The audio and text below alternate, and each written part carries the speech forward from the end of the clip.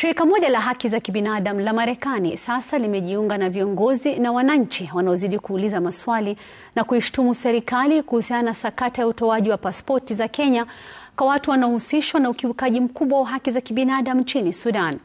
Shirika hilo lililo na makao yake makuu jijini New York, Marekani, limeishtumu serikali kwa kuwapa pasipoti wafadhili wa vita nchini Sudan ambao wamewekewa vikwazo pamoja na watu wanaohusishwa na wapiganaji wa kundi la Rapid Support Forces. Na kama anavyotuarifu Brenda Wanga, tetesi hizo zinazidi kutokota huku serikali ikisalia kimya kuhusu sakata hiyo. Haki za kibinadamu yenye makao yake huko Marekani ndiyo ya hivi punde kuzamia sakata ya utoaji wa pasipoti kwa makamanda wa kikosi cha Rapid Support Forces cha Sudan.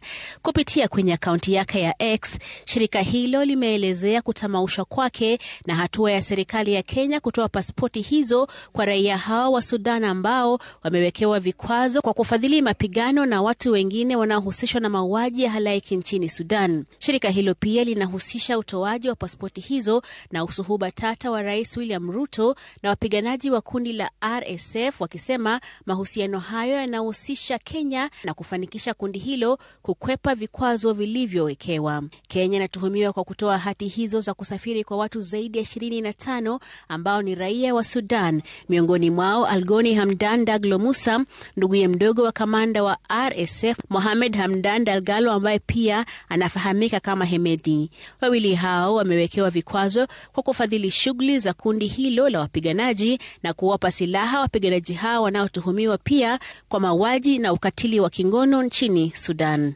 Wiki mbili zilizopita, ripoti ya ufichuzi kutoka kwa idara ya uhamiaji ilionyesha kuwa Kenya ilitoa pasipoti au ilikuwa kwenye harakati za kutoa pasipoti kwa raia wa Sudan na Zimbabwe ambao sifa zao. Hicho kilivutia shutuma kutoka kwa wananchi wa Kenya ambao waliibua maswali kuhusu mchakato uliotumiwa kuwapa watu hao pasipoti, huku viongozi mbalimbali pia wakihoji kuwa hatua hiyo huenda ikadunisha hati hiyo muhimu. Lakini licha ya maswali hayo, idara ya uhamiaji iliyo chini ya mkurugenzi mkuu Evelyn na waziri Kipchumba Murkomen imesalia kimya, pengine ikitazamia kuwa swala hilo litazikwa kwenye kaburi la sahau. Ila bado maswali yanaulizwa, huku sasa mashirika ya kimataifa yakizidi kuelekeza darubini zao kwenye sakata hiyo. Brenda Wanga, Runinga ya Citizen.